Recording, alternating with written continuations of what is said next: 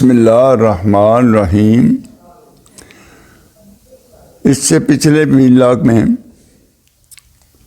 ہم نے جہاں اختتام کیا تھا اب وہاں سے ہی اس سفر کو جاری کرتے ہیں۔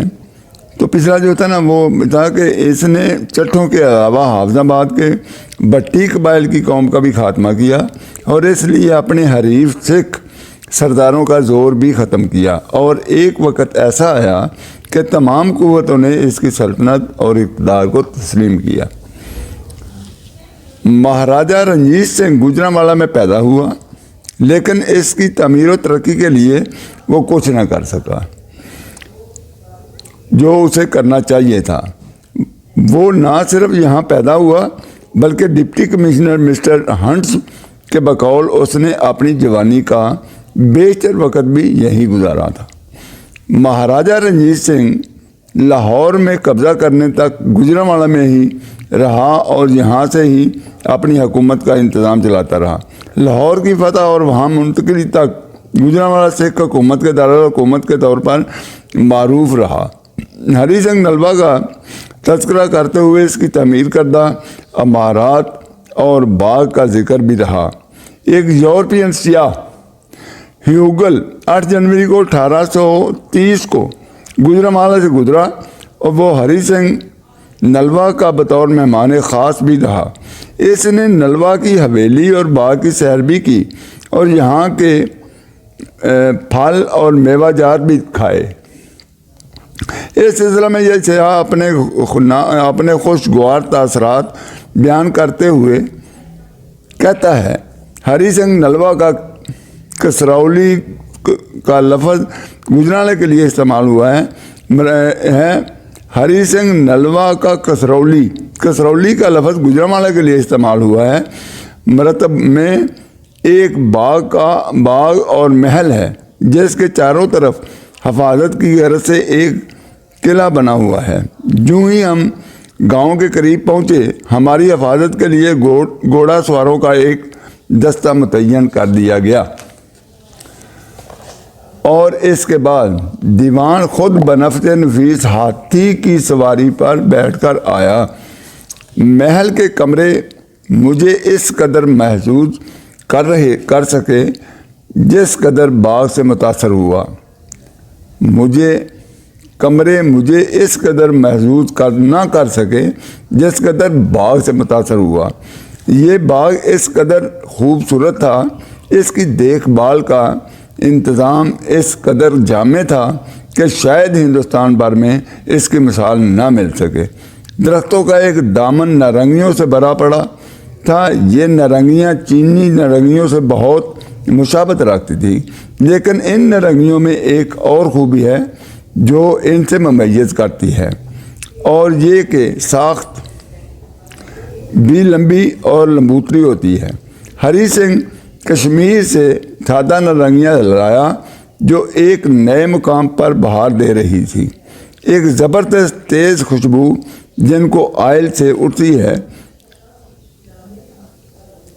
جو وہاں بکثرت موجود ہے، اور اس کے پودے بھی بڑی ساخت کے تھے جن کے باغ کی زینت میں اور بھی اضافہ ہو گیا۔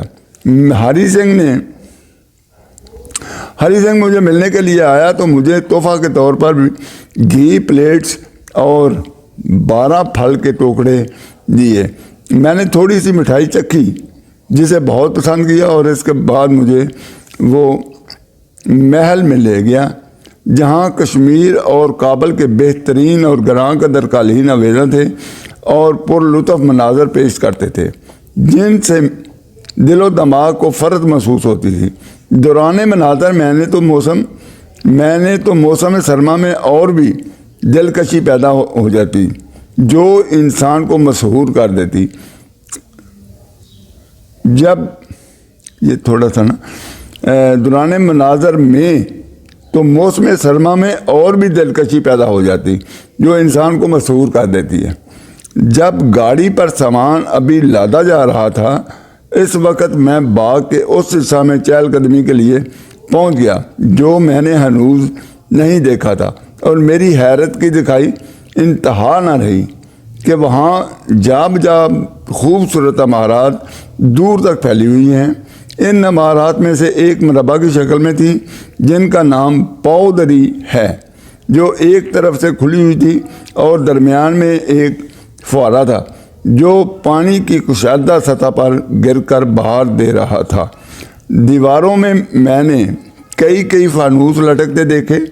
کیونکہ میری گاڑی کسرौली سے صرف 6 کوس کے فاصلہ پر تھی، اس لیے میرے پاس کافی وقت تھا کہ میں اس باغ اور محل کو جی بھر کر دیکھ سکوں، جس سے پہلے رنجیت سنگھ اقامت پذیر تھا، لیکن اس میں مجھے کوئی قابل قدر بات نظر نہ آئی، سوائے اس کے کہ اس میں ایک جگہ اس کے باپ کی سمادھی تھی اور دوسری اس کی والدہ کی۔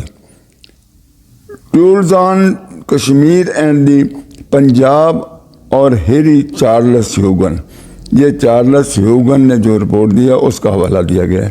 مہاراجہ رنجیت سنگھ نے ایک خوبصورت باغ میں اپنے والد راجہ مہان سنگھ کی سمادھی بنوائی۔ اس باغ کے ارد گرد 4 دیواری تھی۔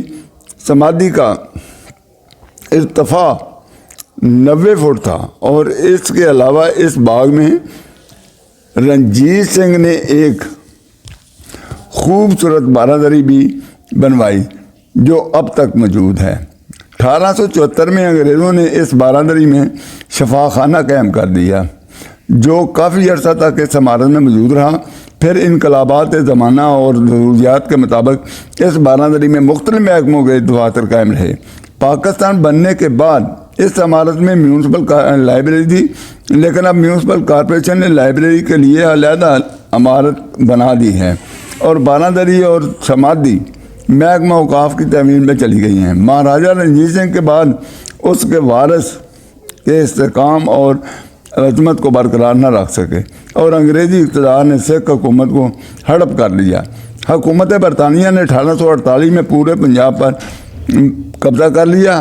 انگریز دور حکومت میں جن شخصیات نے اس شہر کی تعمیر و ترقی کے سلسلہ میں خاص کردار ادا کیا ان میں کرنل کلارک اور مسٹر آرتھر برانڈتھ خاص طور پر قابل ذکر ہیں۔ آج کی یہ ویلاگ یہیں پہ ختم کرتے ہیں۔ کل انشاءاللہ تعالیٰ اس کا اگلی قسط اگلا حصہ جو ہے وہ بیان کریں گے، تو اس کو پلیز پلیز پلیز اس کو سبسکرائب کرنا، شیئر کرنا اور نہ بھولیے گا۔ اللہ حافظ۔ آج یہیں تک، خدا حافظ۔ نیچے سے